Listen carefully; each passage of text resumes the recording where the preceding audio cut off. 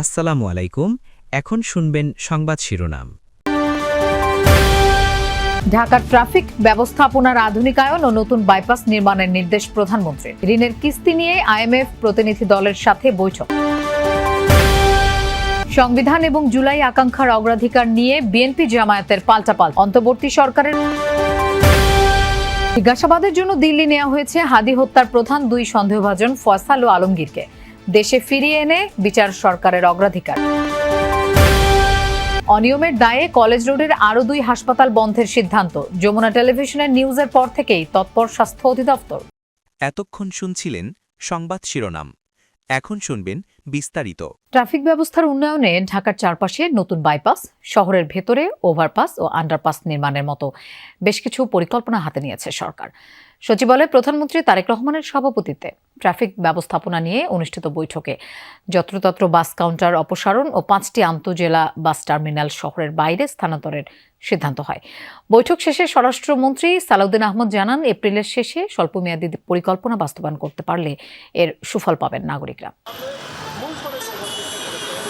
ঢাকা যানজটের শহর, ঘন্টার পর ঘন্টা সড়কেই সময় পার। চলন্ত ঢাকা হয়ে পড়ে স্থবির, নষ্ট হয় নাগরিকের কর্মঘণ্টা। তীব্র জটে মানসিক ও শারীরিক অসুস্থতাও বাড়ে।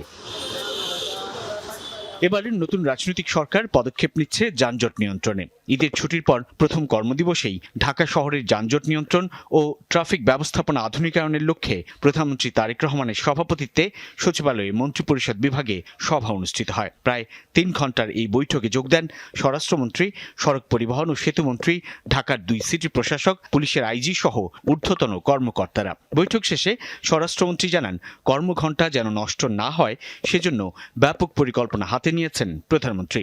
দেশীয় প্রযুক্তিতে ট্রাফিক সিগন্যাল অটোমেশনের পরিকল্পনার কথাও জানান তিনি।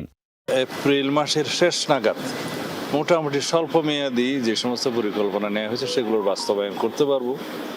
তার ফলে ঢাকা শহরে যানজট সমস্যার অনেকটা নিরসন হবে স্বল্প মেয়াদে। তারপরে মধ্যমেয়াদী এবং দীর্ঘমেয়াদী পরিকল্পনাগুলো বাস্তবায়ন করলে আশা করা যায় এই আমাদের ট্রাফিক সিস্টেমের একটা ব্যাপক উন্নয়ন হবে। ঢাকার 2 সিটির প্রশাসক জানান, ট্রাফিক সমস্যা সমাধানে কিছু বিষয় চিহ্নিত করে সমন্বিতভাবে তা সমাধানের উদ্যোগ নেওয়া হচ্ছে। ট্রাফিক সমস্যাটা যেটা আছে এগুলোকে কিছু পয়েন্ট করেছেন, এগুলো সমস্যার সমাধান দরকার। অটোরিকশা আছে, এর মধ্যে মেন রাস্তায় ফুটপাথগুলো আছে, এগুলি নিয়ে বিস্তার আলাপ আলোচনা হয়েছে, আমাদেরকে টাইম ফ্রেম বেঁধে দিয়েছে। এর আগে প্রধানমন্ত্রীর সভাপতিত্বে বৈঠক অনুষ্ঠিত হয় প্রবাসী কল্যাণ ও বৈদেশিক কর্মসংস্থান মন্ত্রণালয়ের। বৈঠক শেষে প্রতিমন্ত্রী জানান, ইউরোপের যেসব দেশের কনসুলেট সেবা বাংলাদেশে নেই তা নিশ্চিতের তাগাদা দিয়েছেন প্রধানমন্ত্রী। স্টুডেন্টদের ব্যাংক গ্যারান্টি বা ব্যাংক সলভেন্সির সাপোর্ট হিসেবে 10 লক্ষ টাকার একটা ঋণ দেওয়ার নির্দেশনা প্রধানমন্ত্রী দিয়েছেন এবং সেটা জুলাই যোদ্ধাদের দায় মুক্তি দিয়ে অন্তর্বর্তী সরকারের অধ্যাদেশ বহাল রাখা সহ প্রায় 2 ডজন অধ্যাদেশ সংসদে পাঠানোর বিষয়ে একমত হয়েছে সংসদীয় বিশেষ কমিটি। তবে গুম খুন প্রতিরোধ, পুলিশ কমিশন ও সুপ্রিম কোর্ট সচিবালয় সহ কিছু অধ্যাদেশে সংশোধনী দিয়েছেন বিশেষ কমিটিতে থাকা বিরোধী দলের সদস্যরা।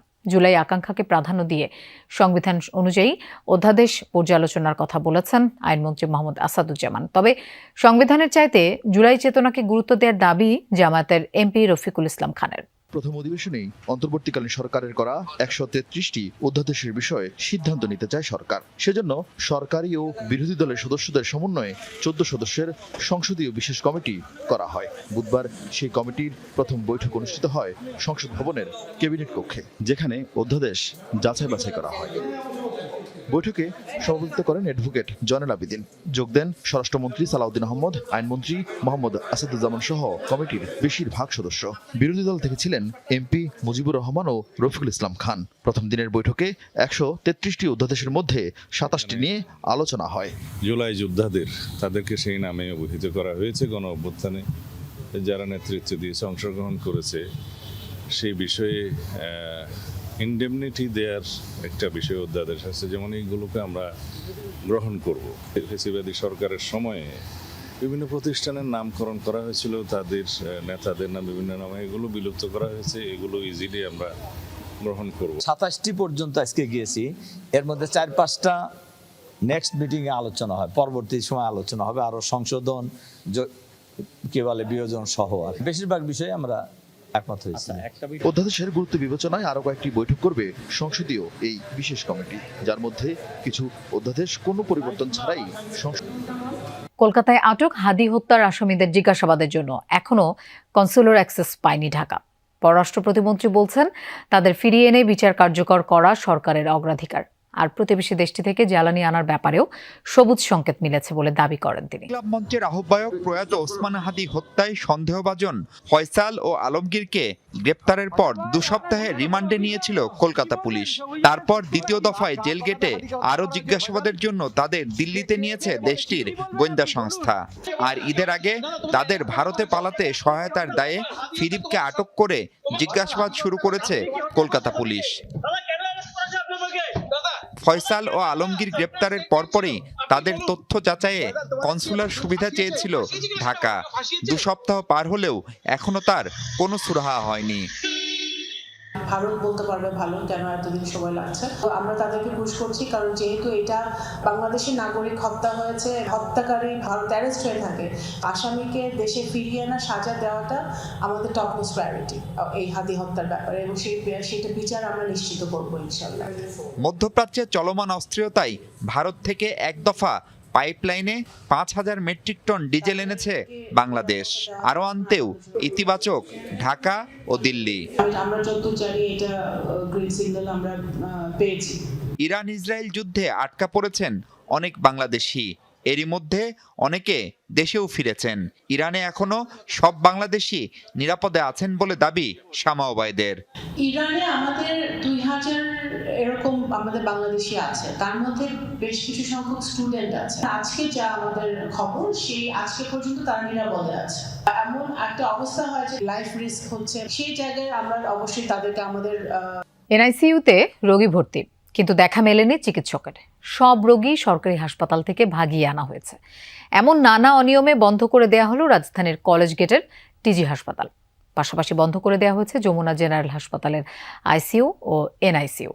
সকালে মুক্তিযোদ্ধার টাওয়ারে 5টি বেসরকারি হাসপাতালে অভিযান চালায় স্বাস্থ্য অধিদপ্তর। হাসপাতালের নাম ট্রাস্ট সেন্টার, যা পরিচিত টিজি নামে। তবে ট্রাস্ট বা বিশ্বাস করার মতো কিছুই নেই এখানে। ওয়ার্ড বা কেবিনে নেই কোনো রোগী, খালি পড়ে আছে অপারেশন থিয়েটার। শুধু এনআইসিইউতে ভর্তি 4 শিশু। নেই কোনো চিকিৎসক, রোগীর ব্যবস্থাপত্রেও নেই চিকিৎসকের স্বাক্ষর। এছাড়া আরও নানা অনিয়ম পান স্বাস্থ্য অধিদপ্তরের কর্মকর্তারা। ডাক্তার কই? ডাক্তার নিচে গেছে খাওয়া দাওয়া করতে। আমি ডাক্তার হিসেবে আসছি। বেশ কিছু সময়